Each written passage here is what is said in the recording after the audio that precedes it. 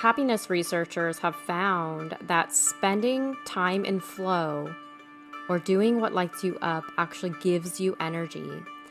And it's so interesting because we kind of avoid these things because we feel like they are maybe not productive.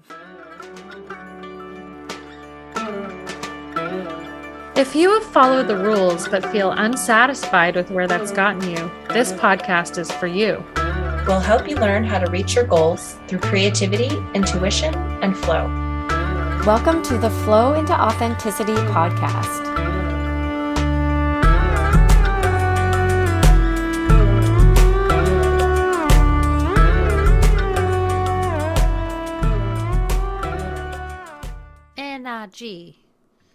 Energy.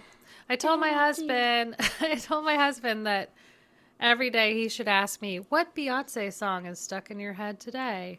And today it perfectly aligns with our theme.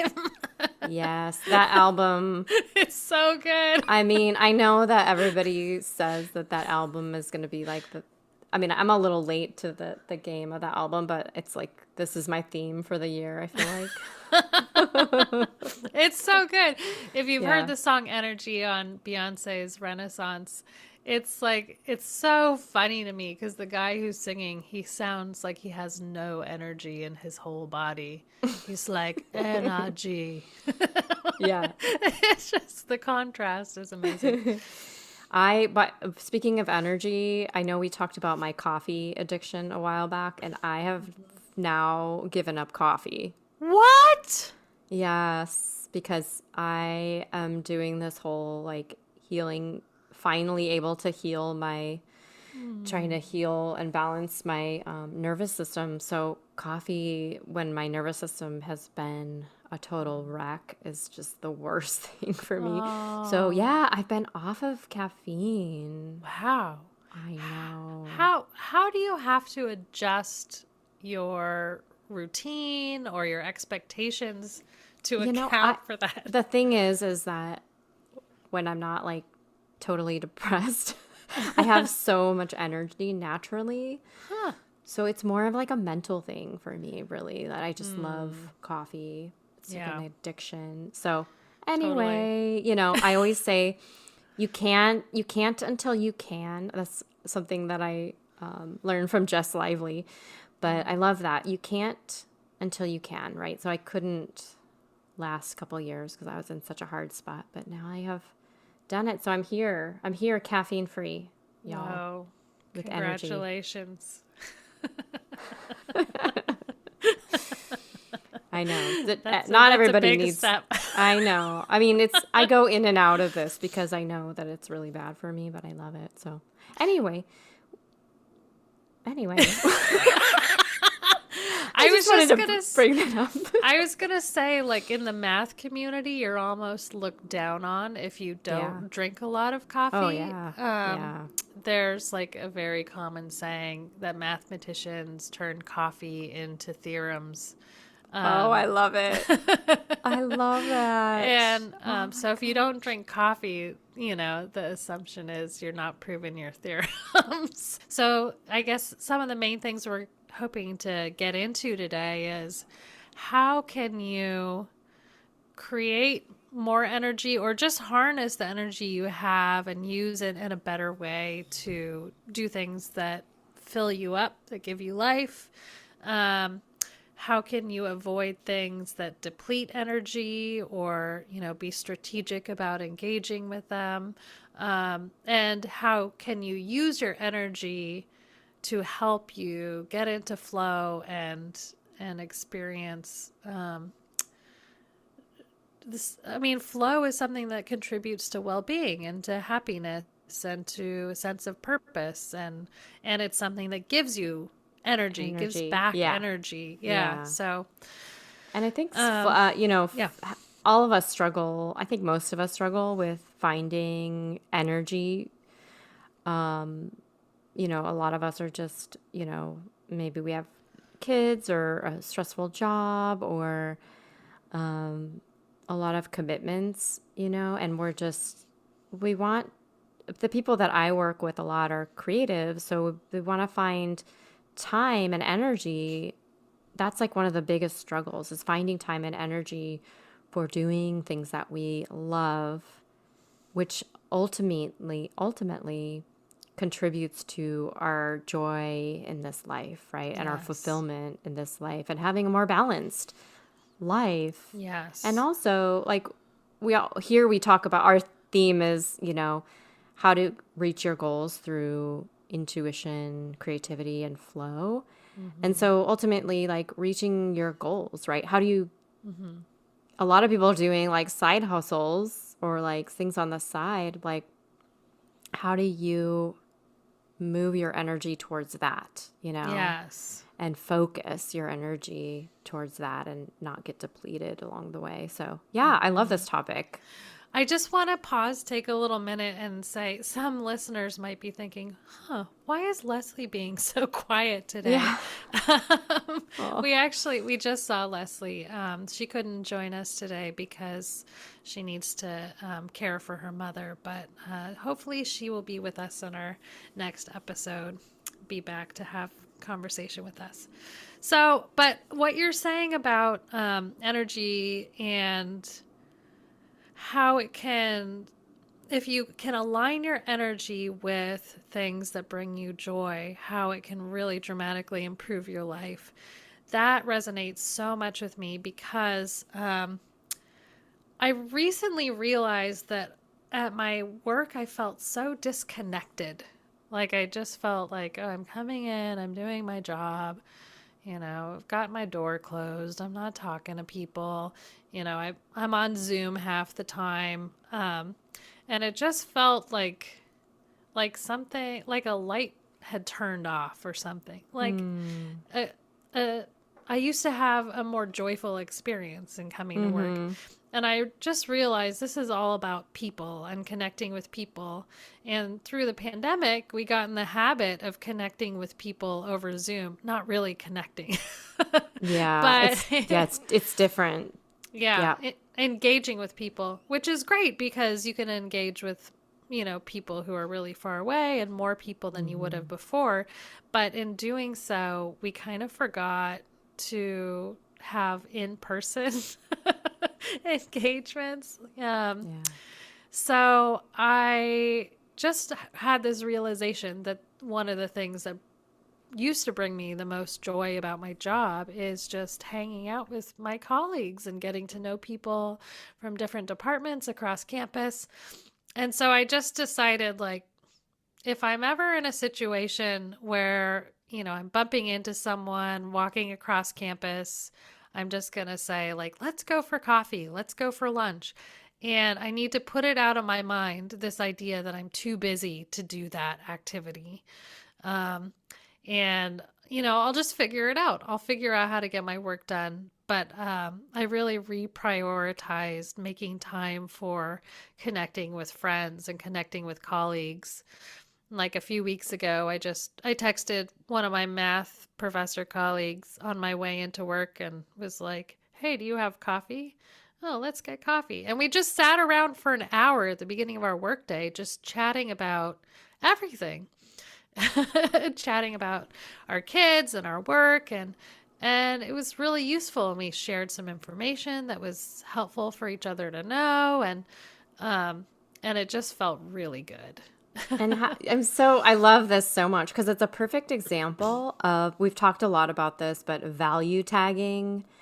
So telling our brain what is important. And so I have a couple questions for you. How did you feel after you had that conversation with that person? Did you feel more energized throughout your day? Okay. Yes. So that made you feel like, okay, I need to prioritize this. Yes. It gave me a lightness. It gave me a lightness because work can sometimes feel so heavy. Like, I just think, oh, I've got such a, big schedule today where I'm trying to get a lot done, and it can feel like it's weighing me down. But if I have something like that at the beginning of the day, then I just like float through my day, getting stuff done. That's flow. Yeah. So let me just, so I'm going to come back to the second question, but I want to say that, happiness researchers have found that spending time in flow or doing what lights you up actually gives you energy. And it's so interesting because we kind of avoid these things because we feel like they are maybe not productive, right? But they actually, when we get into flow, think about when you've been in the flow state, right? So the flow state is any time that you feel kind of like that lightness, right? You're kind of focused on something, but you're not super focused on the outcome of it. Your time kind of really goes by fast and you end up feeling energized. And a lot of people say, Allison, that they get into flow by talking to other people. So that's really interesting. And our listeners, you might be like an introvert, so this might not be you as much, but occasionally it might be. So it's like, so this episode's going to be, how do we find time, make time to get into that state of, and I love how you described it, of like everything became easier because we're getting out of, so there's kind of two modes of our brain, right? There's this hyper-focused mode, and then there's sort of this default mode, which is like more open, and you can kind of have that feeling of like finding solutions or getting into flow, like solutions coming to you along the way. So getting out of that hyper focus and into like more of an open focus.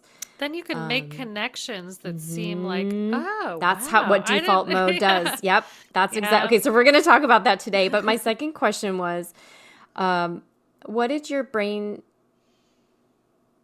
do? Like, was your brain like, this is wasting time, blah, blah, blah. And how did you get over that initial that's wasting time? Yes, yeah, that's my gut reaction. I'm like, I don't have time for this. My gut immediately says, you don't have time for this. You're too busy for this. And just in maybe even the last couple of weeks, train myself to go, you're wrong. Oh, I love that. You're wrong. Yes. That shit does not matter. Yeah. I have, and it's about organizing your values, right? Which we've talked about before. It's like, okay, so I do have a value of like getting my work done in a timely manner and being responsive to people. But I realize that it's a much bigger value to me to have this foundation of relationships and human connection. And so I'm like, bitch, that work doesn't matter. What matters is you need to give this friend a hug. You need to have like a totally seemingly unrelated conversation about, what movie you watched last weekend or whatever. But that connection makes you feel like, oh, I like my job. And I like my life. I like my life. And that's what the people who studied happiness, right?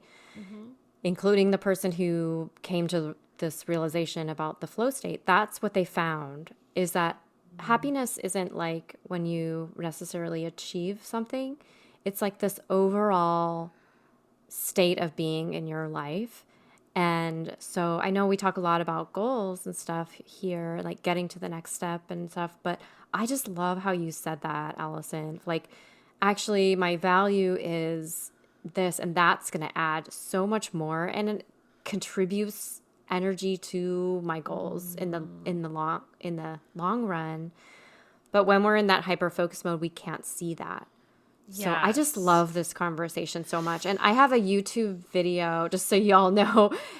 So I talk to mostly creatives about this. And so I have a YouTube video. I'll link that below of how to find more energy. And that's kind of what we're going to walk through here today. But I talk to creatives about this a lot because we're always trying to find time for our work, right? The work that was important to us.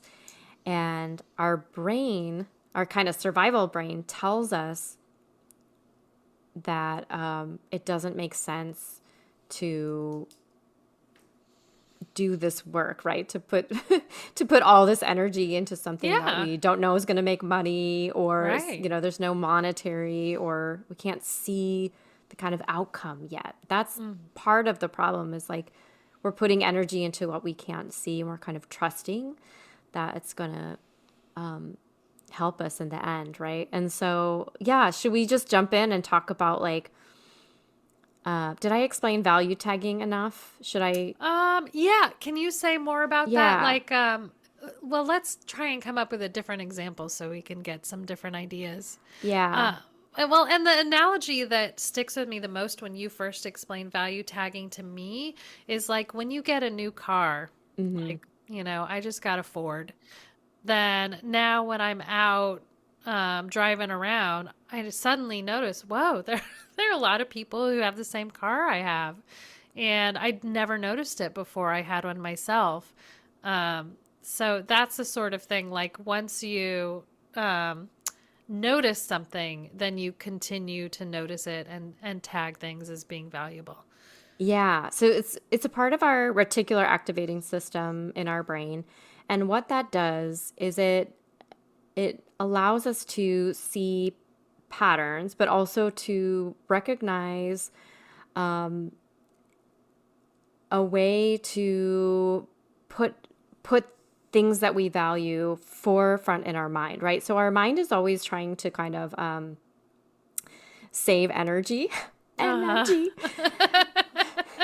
Our brain is like an energy saving machine, right? So it loves to, because we can't have a million ideas in our brain all at once. Damn. So we unfortunately, even though we think we can.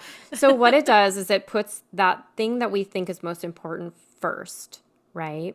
And then we act on that thing. So if our culture has told us, oh, you need to put work first all the time. So in my case, I've talked about this before, but I used to put my clients first, like all the time. And I would think, I have to get up in the morning because I have East Coast clients. I have to put them first. I have to put them first whenever they ask me for something. I have to react right away, send them an email back right away. I have to work weekends, whatever it is, I need to put them first. I need to get my work in early. That was what my brain value tagged other people.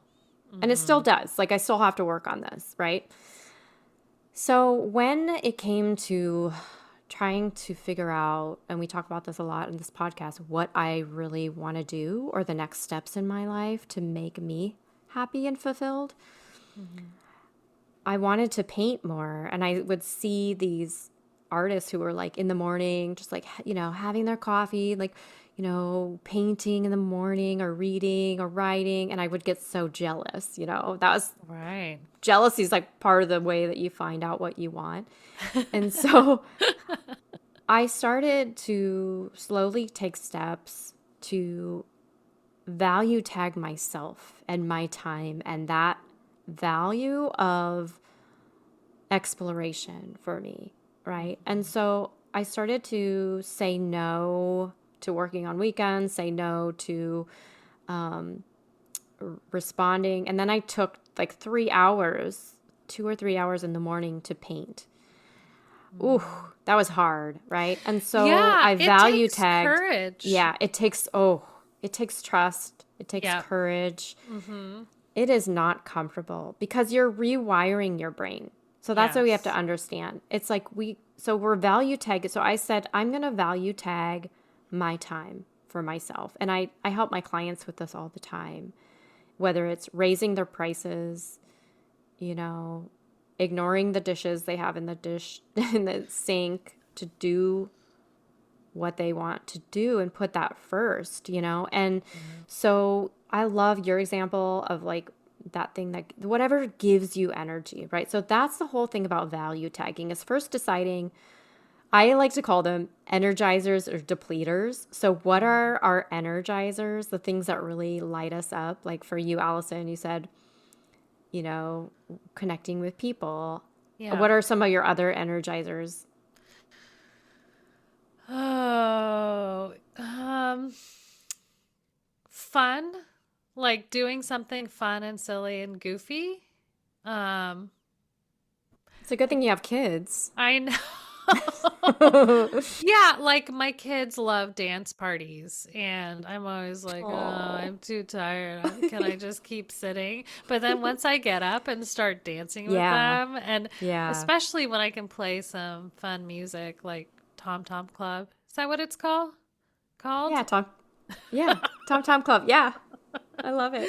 What you gonna do when you get out of jail? I'm gonna have some fun. Oh, that's totally.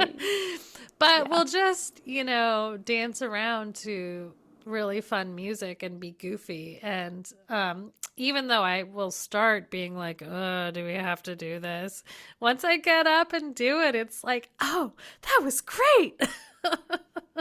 Yeah, I found this with exercise. So I recently started running again, and my husband's really great for this. Like my body needs to, because I have so much energy, my body needs to move like a lot, but I love just sitting and watching TV.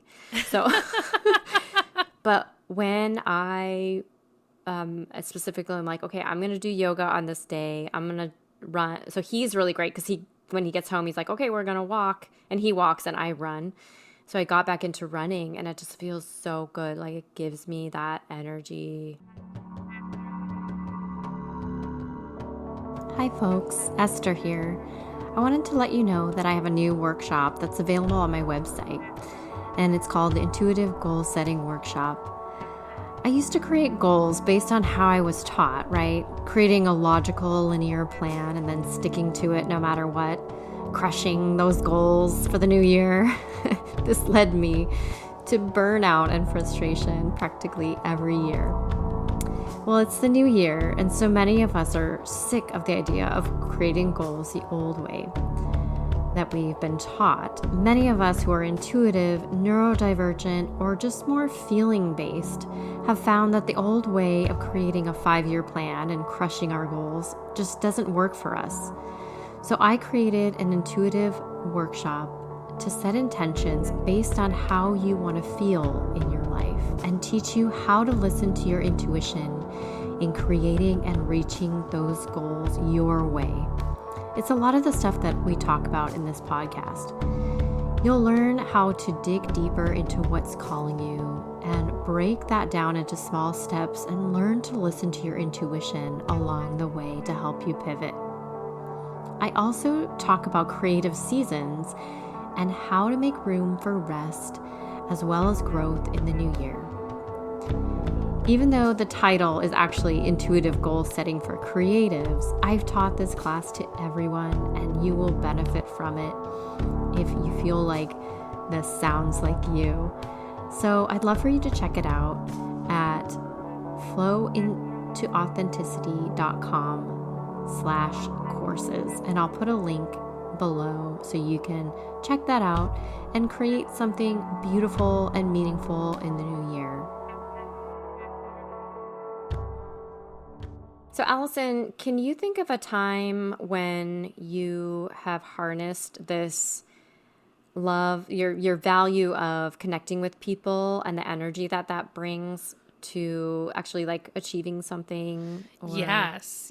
And this, I actually just thought of this example like 5 minutes ago. I'm known for being productive, and I'm also known for having like good boundaries around when I'm going to do work. And I realized that Virgo.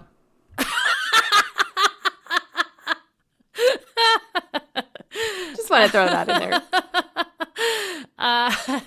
But I realized that one of the big ways that I've done this is I have a very small community. Sometimes it's just one other person, my friend Charles, who we meet in the library, in the faculty lounge to do our writing. So we'll make a date like, oh, okay, Wednesdays and Fridays, we're going to meet here. And what we do is we chat with each other for 5 or 10 minutes when we get there. And then we just focus on work. And it's not allowed to be email. You're not allowed to like do teaching related stuff. You have to be doing something creative, working on writing, scholarship, that sort of thing, working on a project that's like your your baby project. Yeah, so fun and energizing. Yes. Yeah. And we do it in the morning. That's important too, Okay, because good. Yeah, we're going to talk about that. yeah, in the morning is when we have energy. And one of the things that's important for us, like we both, me and my friend Charles, and anyone else who shows up, we have a lot of like shit coming our way, like emails and crap we have to deal with that's not fun. And so we really need to do this together at a time of day before we look at our email, like before the shit starts hitting the fan and Yep, all of this exactly. stuff. So it's like a perfect combination, that the perfect recipe we've figured out for actually prioritizing doing our own work. And by the way, in academia, I know so many academics who like have not worked on their own scholarship for months, maybe Yeah. even a Yeah. year, because they haven't figured out how to value tag it, how to prioritize That's how artists, it. yeah, same with artists. Yeah. And so the social aspect, the connecting with people in person aspect is really so magical, and doing it in the morning when we have energy and before our mind starts to get weighed down by all of the stuff that's going to come at us throughout the day. All of that, it's like a magical combination that helps us be productive. And so my friend Charles and I, like, he's gotten these grants that are like $1 million grants, and he's written books and presents at these fancy conferences and all of this stuff. And I've written all these books and papers and blogs, and none of that would have happened if we hadn't figured out this magical formula. Wow. I love Calling it. it a formula. I like recipe, this magical recipe for how to prioritize our work and make it happen. I love that. And I know that we do that together. We write together. And yeah, so I love combining those. And what I want to talk about is like the time of day. So I think this is so important. I love that you bring that up. So how I work with my clients is I really try, if they're struggling with this, right, finding the energy to kind of work towards the thing that you want to do, the thing that you want to create. What time of day do you have the most energy? And it is different. I'm telling you, it is different for every person. And I've heard researchers kind of talk about this as something that you can't really change. So people always want to change this about themselves. They're like, I want to wake up early. I want to be a morning person, or I don't want to be, I don't want to be this person. But it's like it's almost like your I mean, I think in some ways we can. I didn't used to be a morning person, but my entire family is. So I have the most energy in the morning for my creative projects. So, so I try to make priority in the morning for the most creative things that I want to do. Some people, a lot of artists are most creative at night. Yeah. So they have, So then it's like figuring out a schedule. And then I have some clients who are like, well, I'm most creative. Like I have like little times during the day, right? Like 10 o'clock. And then I'll like take naps. So I'm not a nap person. I can't take naps. So this doesn't work for me. But it's like I'll take a nap and then I'll work on, other people's stuff, like client stuff. And then I'll work on my own stuff around like 8 p.m. And so it's really been fascinating for me to see how each person's biology is different. And I think when we embrace that. Yes. And we really kind of, I challenge people to figure out what time of day this is your most creative, and see if, like you did, Allison, see if you can, I know how it's hard, but put the things that light you up in that space, whether it's like a creative project, whether it's exercise or meeting with people. Those are the things that are going to give you energy throughout the day and make, like you said, make your day feel lighter and more expansive. And help you find this flow state Yeah. where kind of like time disappears, all is right with the world, and you experience that lightness and openness. Yeah. Yeah. And you I can do make that. those connections that seem weird but like are magical when you find those connections. Yeah. So what happens when we sort of get in this state is our brain, I've talked about this so many times, I feel like, but your brain goes into this default mode, right? And what happens is like when you're in the shower, right? Is a perfect example Yes. of like getting into that more open mode. So instead of being hyper focused on finding a solution, your brain, and this is what happens when we value tag, right? So when you say, I'm most productive in the morning, but I have I have to work in the morning. So when you say to your brain, like, okay, I need to find a solution for this, and I'm value tagging my energy. I really want this to happen.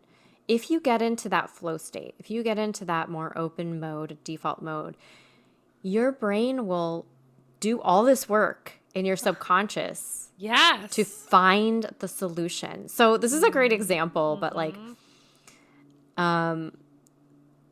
you knew me back then, but back then when I made this decision that I didn't want to cook anymore. So we're going to talk about depleters. So depleters are these things that like drain your energy, right? So cooking was like one of my depleters at one time, right? So I was like, I'm trying to make time for my creativity. I don't want to cook.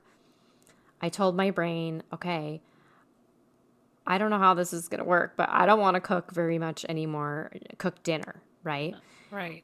For some reason, in my mind, in my cultural conditioning, I had thought that I had to make dinner for some reason for myself and my husband. So I had to let go of that assumption, right? We have to let go of the assumption, which is part of the flow method. Yeah. And then get into that open mode. And what happened is like, I realized that we didn't live far from this grocery store where they had a buffet. So we would walk, which that's another one of my values. We would walk down and just get dinner every night.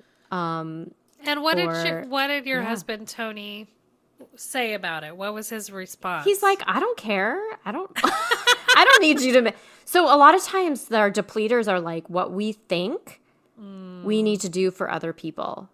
Yeah, and maybe sometimes those people do have an expectation like, why don't you cook for me anymore?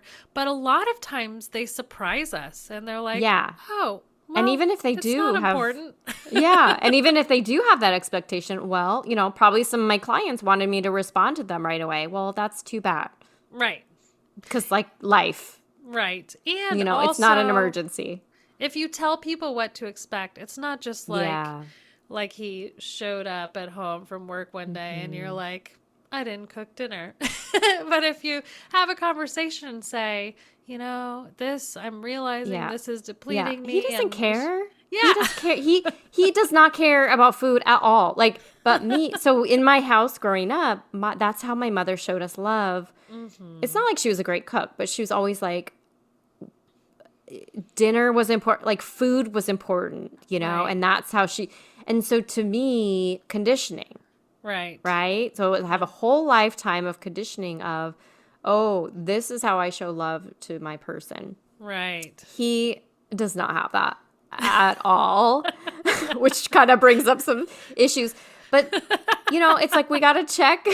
This is that whole, so like y'all out there, like we are doing this work together, right? To recondition our brain. Our brain is like plastic. We can recondition it and adjust those value tags.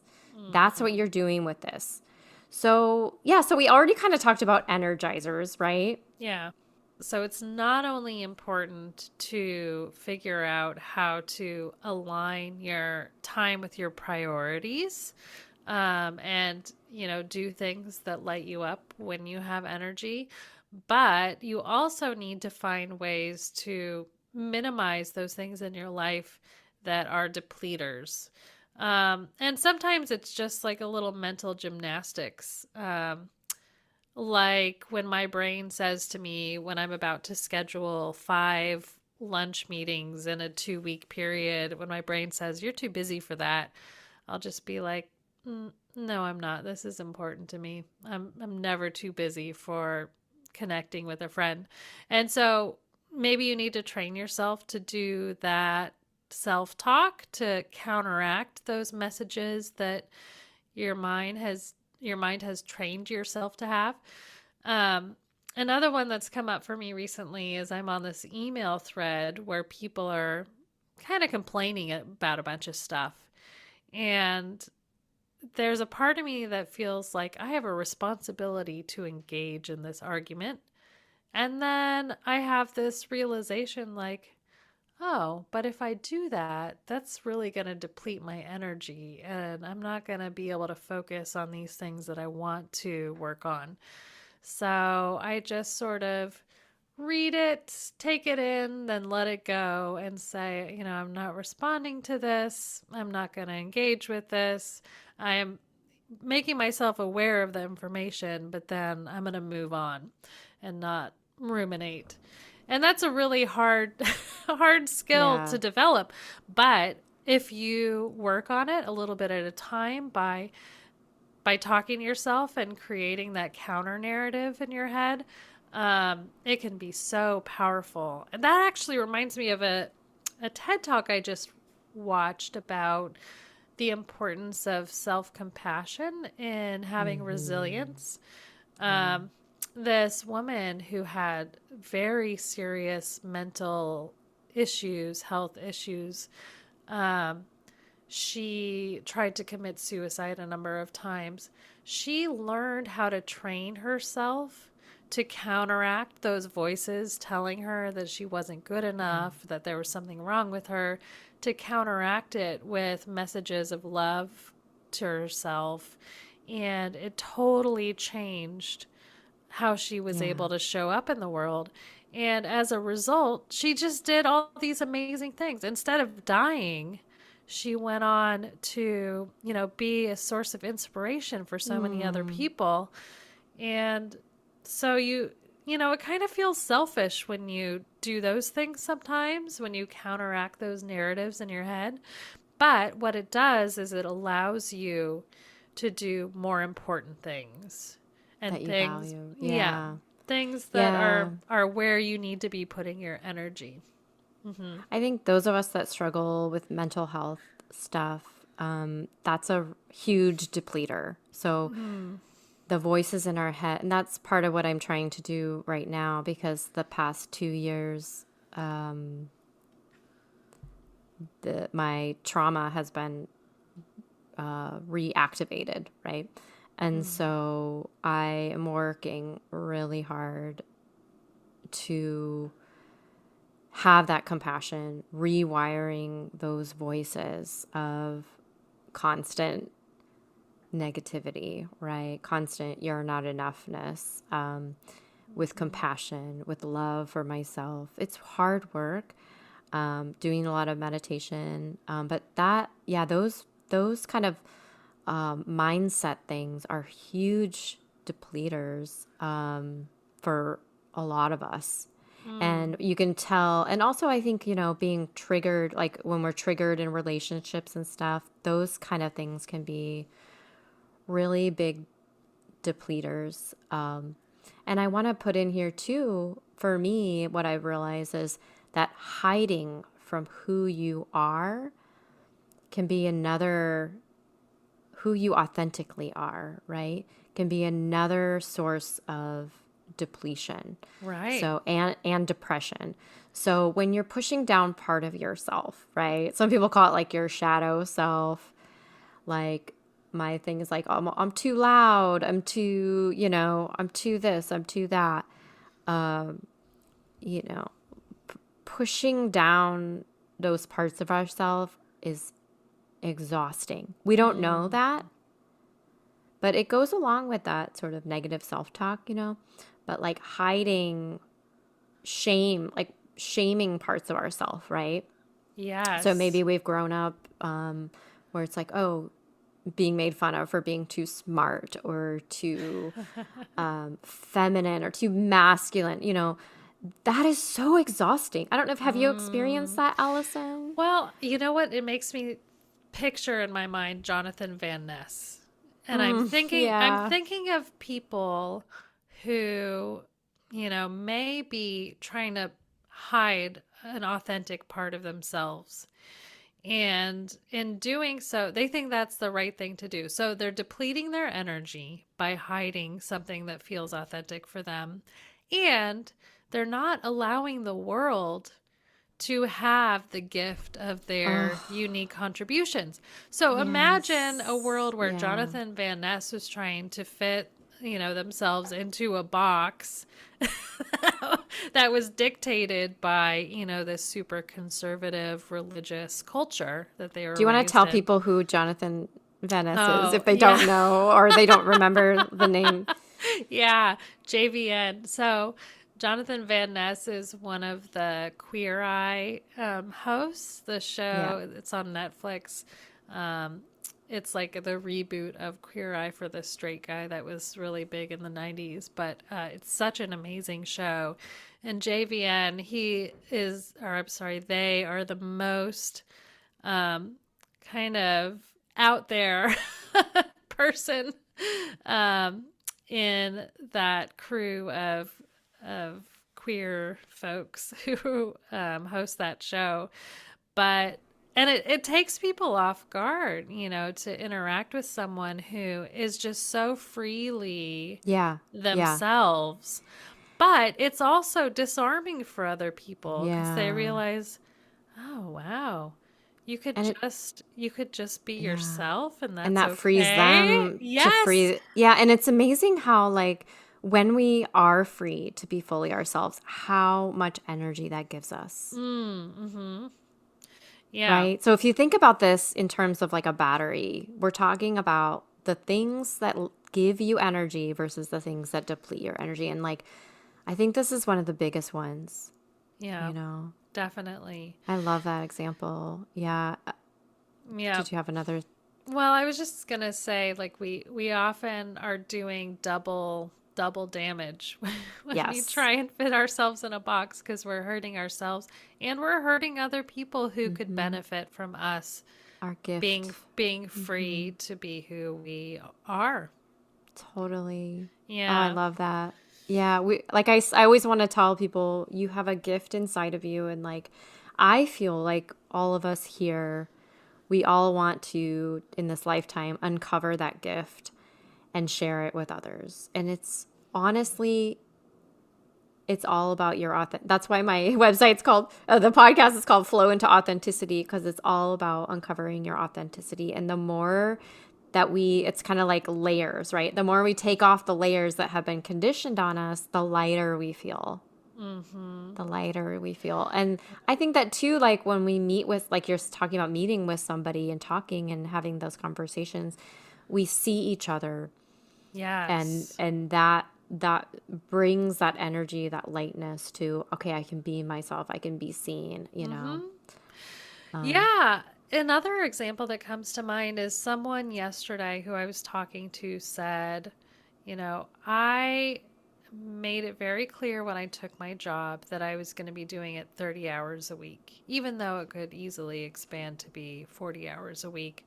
But it was really important to me that I be able to leave at 2:00 every day to go pick up my kids from school, because this is such a short and important period in their lives, and I want to be a part of every moment of it. And she was talking about how she had a lot of guilt around that decision for a while. But when I heard her tell the story of how she really set that boundary and really made that a priority in her life, it felt freeing for me, because it made me feel less guilty for leaving work early to go be with my kids. I'm like, oh, it's okay to prioritize that. It's okay. Yeah. And so it's kind of like a depleter. Like anything can be a depleter. People that might be dragging you down, that you're kind of, you get into conversation with? Or Yeah. what are some other kind of depleters, do you think? Well, I think about in Buddhism, there are several classes of things that cause suffering. Yeah, yeah, And yeah. one that I think about a lot because I think it's interesting that it's one of the on the short list is being with people you don't like. And Yeah. so, if you can find ways to be around people you don't like less often, that could be one way of Yeah. getting away from your depleters. Yeah, totally. We don't need to be everything to everybody. We don't need, see like why are you attached to your depleters? The things that deplete you. Why? I think even yeah, sometimes it can be we do stuff that we don't want to do. We don't need to do a lot of times. So just kind of evaluate like what I like to just make a list of like your energizers. What are the things that make you happy, that give you energy? It could be exercise, it could be art, it could be reading. Like what are those things? What are the depleters? Make a list of those and just kind of slowly try, right? We're not trying to do this all at once, but slowly try to replace your depleters with your energizers. Yes. A couple more interesting ones are not making decisions, so kind of putting off decisions. That can really actually linger in your subconscious. We don't realize it. But that's something. And, any kind of resistance, right? Like this is a big thing in Buddhism, but like not accepting where you are.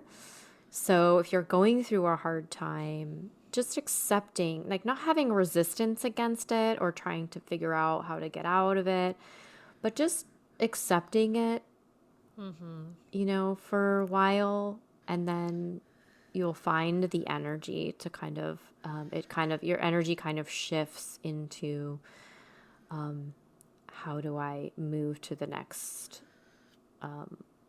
next step of getting out of this kind of hard time. But Yeah. grief, be in the grief. Like a lot of times people try to move too fast out of grief. So, but don't have resistance to where you are or what you are, right? Right. Accept all of yourself, accept all of your things that you kind of might classify as not great. Accept them. Right. Because you can't truly move on until you've had that complete acceptance. Yeah.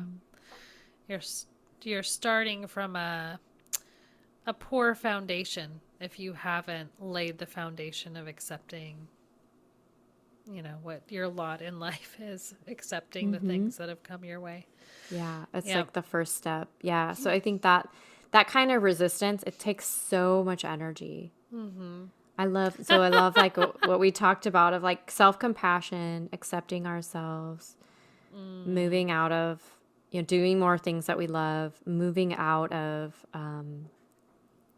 being around toxic. Like for me, the news, like I don't really watch the news anymore because it's draining. It's really exhausting for me as an empath. So moving away from those things. You I just love said all of this we talk about.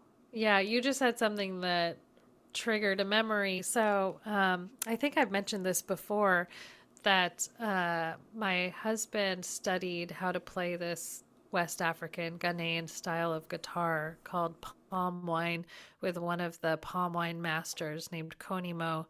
And he has a famous song called "It Takes So Much Energy to Hate."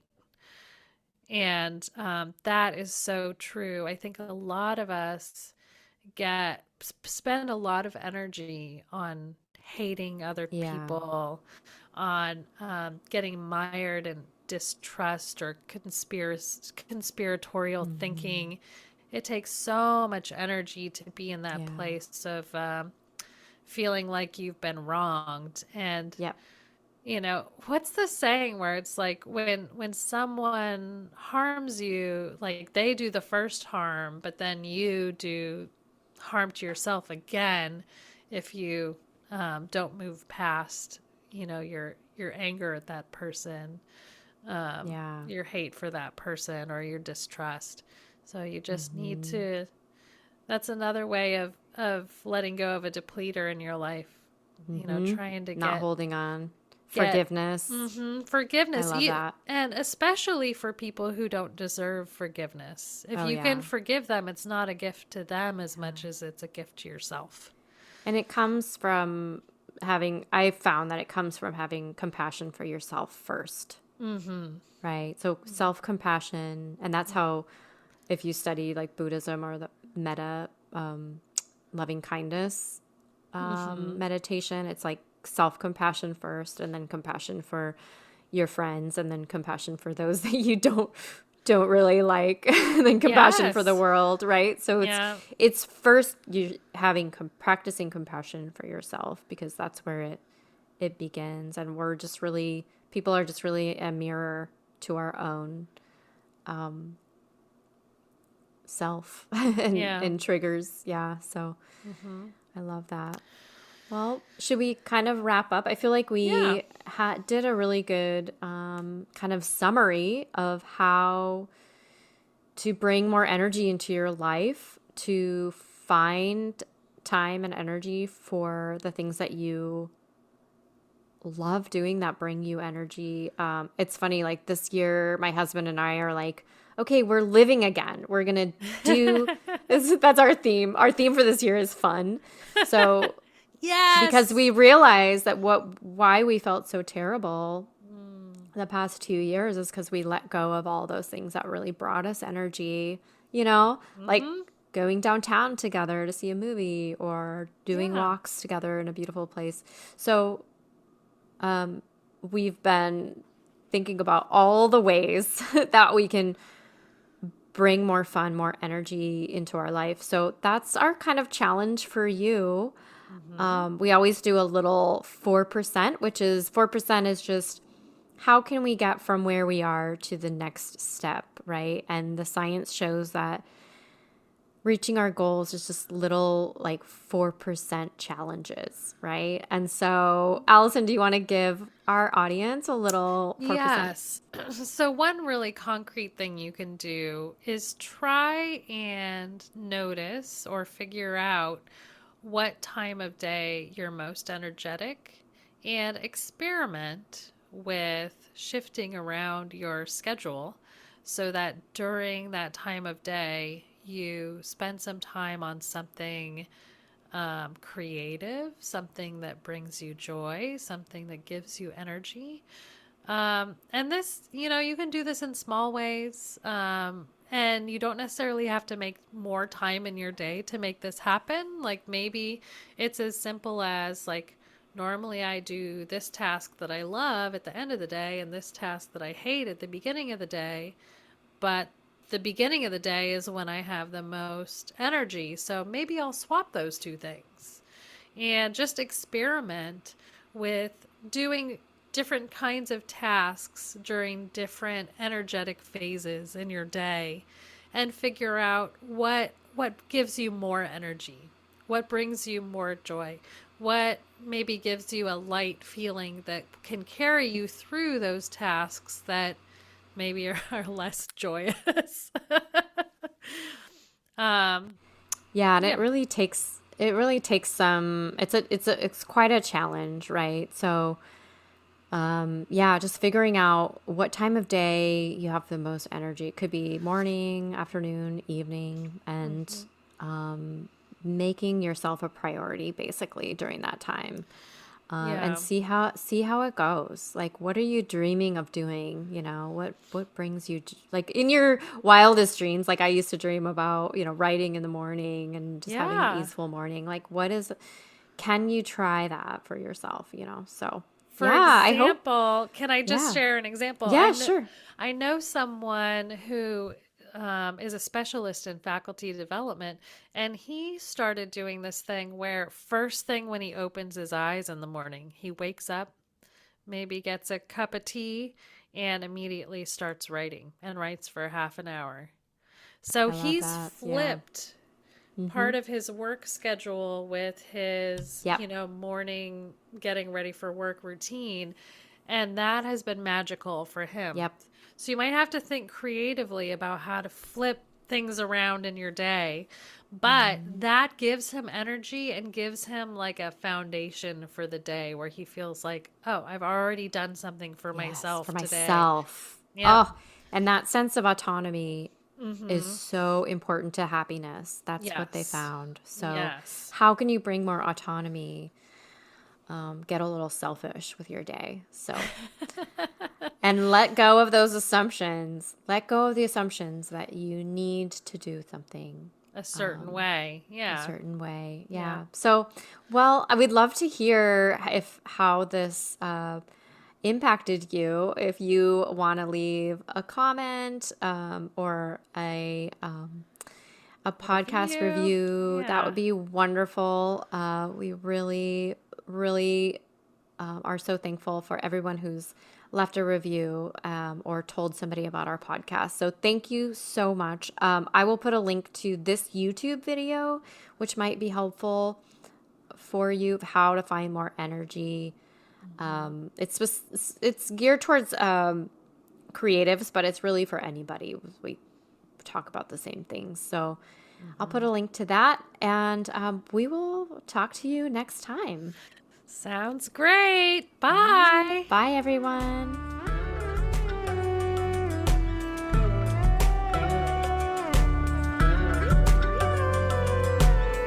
Flow into Authenticity is hosted by Esther Loopstra, Leslie Blumenstein, and me, Allison Henrich. Our original theme music is by James Whetzel. Don't forget to subscribe, like, and share Flow into Authenticity from your favorite podcast app.